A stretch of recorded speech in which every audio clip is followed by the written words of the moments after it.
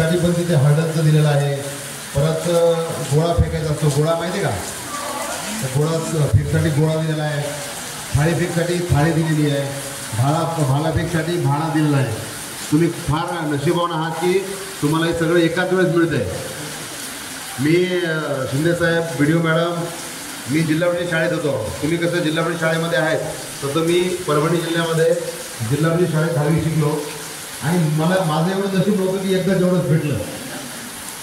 म्हणजे जिल्हा परिषद शाळेत आता बऱ्याच गोष्टी मिळत आहेत, किंवा देणारे लोक पण आपल्याकडे येत आहेत.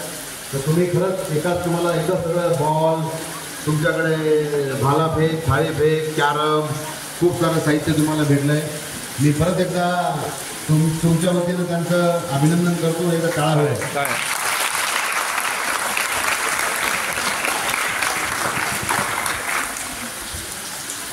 आता या खेळामुळे तुमचं शरीर नक्की चांगलं होणार आहे, बरोबर आहे का? है ना? याच्यामध्ये बरेच खेळ असे मैदानी आहेत की तुमचं शरीर चांगलं होईल. बुद्धिबळासारखा खेळ आहे, त्याच्यामुळे तुमचं मेंदू पण चांगला होईल. परंतु तुम्हाला अनेक चांगलं व्हायचं असेल तर अनेक काही गोष्टी कराव्या लागतील, बरोबर आहे? नंबर 1ला चांगली पुस्तकं वाचावी लागतील. किती जण चांगली पुस्तकं वाचतात? शाळेतली सोडून, अभ्यासाची सोडून.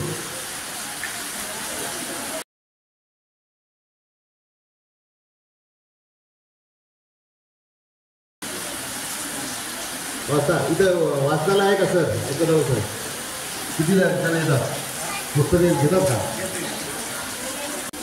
काय त्यामध्ये काय घेते? म्हणजे आता देशाचे झेंडे आणि जो जहाज असताना त्याच्यावर जो काळा झेंडा असतो त्याचं सुद्धा चित्र दिलं. आणि जे झेंडे आहेत त्यांच्या खाली कुठला कुठला झेंडा ते छान विविध झेंड्याचं रंगीबेरंगी जग असं पुस्तक येतच वाचलं का? बरं, आणि कोणी पुस्तक वाचलं? हात वरती करा. वाचलेले पुस्तक पुण्यभूमी भारत, कवी लेखक ते सुद्धा मूर्ती, आपल्या आयुष्यातले अनुभव त्यांनी सांगले. कोणी वाचलं पुस्तक? पुस्तकाचे नाव पांढरा भूत आणि त्याच्याबद्दल म्हणजे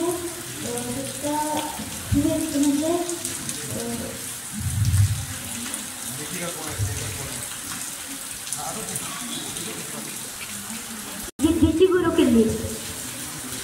त्या मराठ्याचे लेखक प्रवीण दवलेकर. आणि त्याच्यामध्ये आपण जीवनात कसं राहायचं, त्याच्या जीवनात कसं वागायचं त्याच्याबद्दल चांगल्या सवय घेण्याबद्दल प्रयत्न होत आहे. आणि त्याच्याबद्दल म्हणजे त्या पुस्तकातून खरोखर मला चांगलं ज्ञान मिळालं. आणि असं अनेक पुस्तके वाचावेत असं मला वाटतं. नाव आहे महाराष्ट्र भूषण. लेखक आहेत मंगेश पाडगावकर. त्याच्यात असे एकाच चित्र लिहिलेले आहे वेगवेगळे. बाबा आमटे, लता मंगेशकर, सुदेशनाताई अशा वेगवेगळ्या लेखकांची त्याच्यात म्हणजे पूर्ण जीवनचरित्र आहे. मोठा आहे ते पुस्तक. म्हणजे आता जसं वाक्य आहे.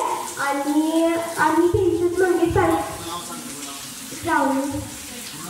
श्रावणी बाळाची लोहार 7वी. आणि मी आता मंगेश पाडगावकर सरांचं कवितेचं पुस्तक वाचते.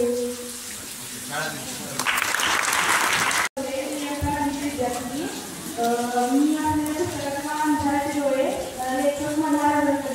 त्याला सांगितले की आपल्या जीवनात आपण भीती कुठली ठेवायची नाही. एखादी चांगली गोष्ट प्रत्येकाला भीती वाटते, भीती ठेवायची नाही. जायचं ते काम पुढे करायचं. आणि आमच्या शाळेचं शुक्रवारी वाचण्याचा असतं, तो मला खूप आवडतो. म्हणजे आम्ही आपल्या पुस्तकाची माहिती आणि त्यात सांगतो की इतकं वाचण्याचा काय आमचा. आणि त्यातनं खूप मला तर खूप वेगवेगळी माहिती मिळाली आणि खूप संपत्ती पण माझी खूप वाढली. आणि हा तासात कायम शुक्रवार दिसतो.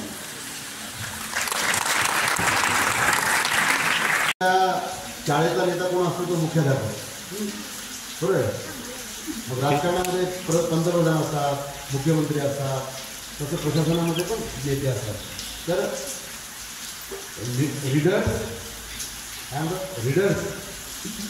Today's readers tomorrow leaders.